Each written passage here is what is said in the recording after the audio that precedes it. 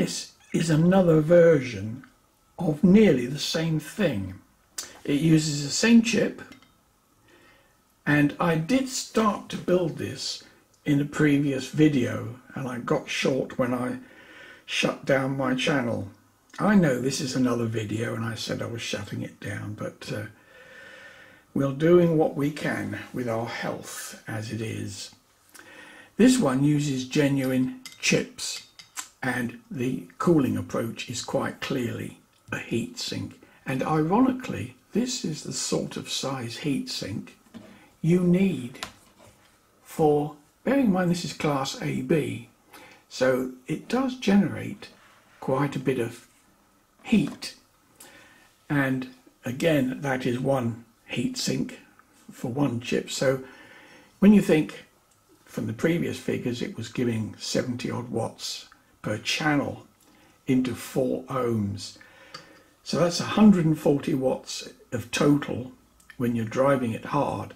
So half of that is going to be heat. So that is the sort of size heat sink you need. And even then, when you're sine wave testing it, that does get almost too hot to touch. So that's the size you need if you're thinking about building one of these. So when you compare that with the little fans over there, that's the difference, because this heat sink is a lot of money. And I suppose you take your choice. I don't know whether the one with the fans on has genuine chips or not, but you've seen the figures and what it does. This one is somewhat different insofar as these chips came from Farnell, so I'm 99.999% sure they're genuine chips. But this board, I purchased the board and just the peripheral components, resistors, capacitors, and these capacitors, and these two, along with the chips, I bought from Farnell, so I know they're good. We're going to have a little look at this in a minute, but when I first switched it on, it's unstable as hell. And I think it's the board layout, because I can't think of any other reason. I've been through it like a fine tooth comb. And in the end, I've ended up putting 2 small capacitors here on the input to stop it oscillating. Right, it's all set up on the bench using exactly the same transformer and exactly the same setup. So we're going to do the same tests, bearing in mind I know these are genuine chips, and on the one with the fan we don't know, because it was a ready-made board, unlike this one that I've put together myself. So we'll power it up and we'll have a look at power to start with. Now, in an ideal world it should be identical if the chips are both genuine. I know these are, so if anything we should get more power from these, but chances are we won't. It's the same transformer operating under the same voltage. The only difference is we've got 2 mammoth capacitors here, unlike the other version which has dubious capacitors, shall we say. And it'll be interesting to see whether the low frequencies are any better, because these are the input capacitors, and these again they were expensive. They came from Farnell as well. Excuse the resistor standing up there, because this is an experimental board, and I must have spent probably 2 or 3 days, not continuous days I might add, trying to find out why it's unstable. And the biggest problem in trying to find out why it's unstable is when it's unstable it likes to draw copious amounts of power. That's how I knew initially it was oscillating, because even under quiescent conditions the heatsink was too hot to touch. In the end I thought it was these stabilization components, and so I've had these out of the board, and believe it or not I've actually damaged, I think it's a 10 ohm resistor from memory. There's big 2 watt jobs, so we've got a little tiny low value resistor in there just to keep the circuit. Now under normal circumstances these resistors shouldn't get hot, It's only if you're driving it hard at say 20 or 30k, which I'll try not to do, could these get hot, or if it's oscillating, in which case they just burst into fire and smoke. So anyway, let's throw some power at it and see what we get. Well, we'll look at the meter as before, and the magic figure we're looking at is 20 volts.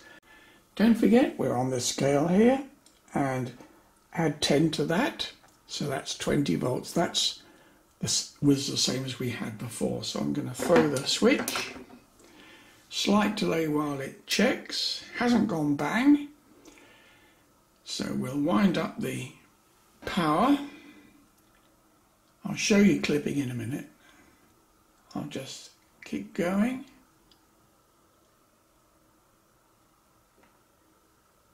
And there's clipping. Nice symmetrical clipping. Much cleaner than the other module. And we're actually getting 21 volts, which is a fraction more. And there's clipping. Look how nice that looks. Equally top and bottom and not covered in mush and rubbish. And that's 21 volts. This one does give 55 watts into 8 ohms, which I think is 5 watts more and a much cleaner looking clipping. So I think this is possibly the results of a genuine chip versus a possibly not genuine chip. So anyway, let's have a look now and see what we get into 4 ohms. We have 17 volts divided by 4 ohms, 72 watts, 72 and a quarter, which I think is remarkably similar if my memory serves me correctly. Well, I need to make a small correction to that. I've just realized that both of those tests I did on camera were in fact 100 Hertz, not 1K. I must get some new glasses. But anyway, I've just done that test again, and not surprisingly, there's no difference. It produces the same power, both into 4 and 8 ohms, as it did on 100 Hertz. So I won't bore you with that again.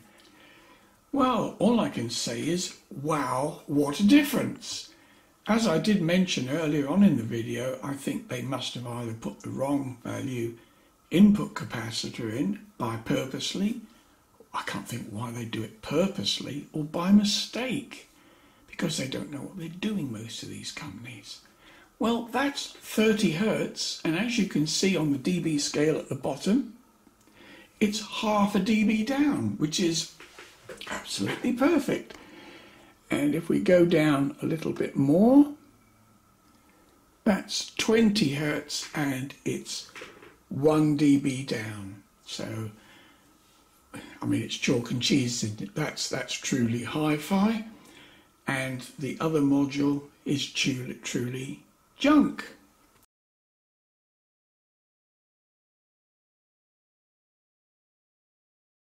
I finished doing experiments with stability and frequency response, the various compromises you need on that, and you can see these small capacitors here.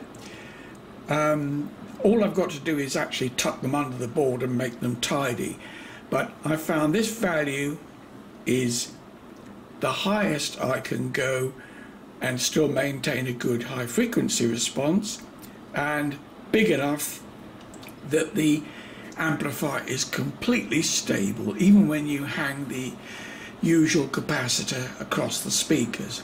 And I've ended up with capacitors of 470 picofarad, and you can come down a little bit, but initially I had 100 picofarad on there, but when you hang a capacitor across the output, it's just got the merest hint that it's going to become unstable. So with this one, it's absolutely rock steady, and I'm going to show you now what the high frequency response is like. Well, here we are with our starting frequency of 1 kilohertz, and it is 1 kilohertz and not 100 hertz as before. Ah dear, can't get the stuff. Right, let's start going up in frequency. As you can see, the beta, I've zeroed it in on 0 dB, and I'm increasing the frequencies now, and I'll call out the moment it starts to drop. There's just the mere hint there, as you can see, and that is 16 kilohertz, but not a problem. So let's go down to half a dB. That's half a dB down, and that's at 24 kilohertz. So clearly it's superb. I mean, it's more like what it should be. But we'll keep on going to 1 dB because that's a reasonable number to look at. And we've got 33 kilohertz. I keep knocking the camera today, sorry about that. So there we are, we've solved the stability problem, and we still have, and we've done it largely by limiting the high frequency gain. I mean, there comes a point when having an amplifier still amplifying at 90 kilohertz and 100 kilohertz, you are really asking for trouble, stability-wise, unless you're very, very lucky. So while we'll go back down to 10K and we'll have a look at the square wave. We're going to start with 10 kilohertz. We won't go down to 1 because it just looks better than this. Now, I would probably suggest that is pretty good. Not many amplifiers will produce a good square wave even at 1K, and certainly a valve amplifier would look awful. But the main thing is absolutely no overshoot. So let's go up a bit now and have a look and see what we get. Let's have a look at 20 kilohertz, shall we? There we go. Let's just open this a bit. That's the 20 kilohertz square wave, and again, not a hint of ringing or instability or anything like that. So I must admit, I'm now delighted with that. That is excellent. Incidentally, this is the 1 kilohertz square wave with the modifications on, and I think you'll agree that's probably one of the best looking 1 kilohertz square waves I've seen for some time. There's not a hint of overshoot or ringing or anything, so I think we've got a winner here. So what do I think? Well, I have to confess that I rather like this amplifier. Now we've got the stability under control, and it now has an excellent frequency response, rock stable, and incidentally it's absolutely tipping down with rain if you can hear the noise, and I've had to put the lights on in the middle of the day because it's getting dark and horrible outside. Anyway, sorry, you don't want to hear about that, I know that. This amplifier, I really like it. It has got so much detail.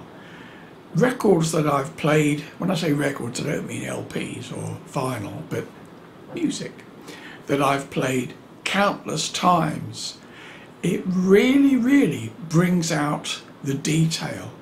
So much so that I've played several tracks of late, which have been my reference tracks, and I've been absolutely blown away. Bearing in mind this is not an expensive amplifier to build, but it does seem to be quite critical on the board layout. There are lots of different companies making amplifiers for this chip. Some are tiny little PCBs that just have the minimum possible components on them, and others like the Oh, I don't know what I've done with it now. The one I was reviewing yesterday, clearly there's a manufacturing fault on that. It doesn't have issues with the frequency response, but it rings. It rings like mad, and you can see on this one there's no ringing on it, but it had stability problems, and I think it's because the makers of these boards are not over knowledgeable. They usually just copy the manufacturer's data. So, and certainly I don't honestly think they even test them, because this amplifier, they claim 100 watts. I mean, it's not going to give 100 watts in a million years. But that's why, in a way, I haven't mentioned the power, other than the figures that I've got. Because when the manufacturers say these fantasy figures, I don't know what they're taking, but I wish I could get some from my doctor. So the numbers I've given you are genuine numbers. Forget about the hundreds of watts and giga this and mega this. The numbers I've given you are the true figures. You've seen me do it. I mean, I'm not hiding anything. I even give you the voltage across the load and show you how I calculate it. You've seen where it clips. So these are the numbers, the real numbers. I'm not trying to sell you one. I don't make 1 cent if you buy one or not. So it's up to you who you want to believe. It is a very good amplifier, depending on the layouts. Now, clearly the previous amplifier has an issue with overshoot. And when you listen to it, it doesn't sound awful. I don't want you to think that it sounds awful, but there's a slight edginess to it, which the overshoot would explain. It's very difficult when you're trying to explain to somebody how something sounds. But of all the amplifiers I've tested, it wipes the floor with all the Class D stuff. Class D stuff is getting better. If you've seen some of my back videos, you'll see that some of them are still pretty dreadful, particularly with the output filters. But by and large, if you're thinking of an amplifier of about 50 watts into 8 ohms, I would suggest you buy one of the, or even make one yourself. As a PS, just before I sign off, if you're still watching, thank you very much. The previous amplifier that I reviewed yesterday, I commented on there that it has 2 issues, overshoot but mostly poor low-end performance. Now, the problem in finding out how to remedy this, it has to be basically the input isolating capacitor, because on this one you've seen how big the capacitors are. They're like that, and I think from memory they're 2.2 microfarad. All the components that work the other amplifier are under the fan area, so the only way you can expose them is to remove the fan, and there is next to no clearance, so you quite clearly couldn't put those big capacitors on them. And to be fair, you don't need to, because those are 400 volt working capacitors, but the capacitors on the fan module, they're all surface mounts and tiny, and obviously rated at 15-20 volts, something like that. So I'm going to have to remove the fan and find some way of putting a higher value capacitor on there. But that's a job for, if I follow that up, it might come under the heading of can I be bothered. But I know one or two of you have commented, can I fix it? Well, yes I can, but can I be bothered? If you see a part 3 for this, you'll know I can be bothered, and I've done it. So watch out for it in the next week or so. Thank you so much for watching. Bye bye for now.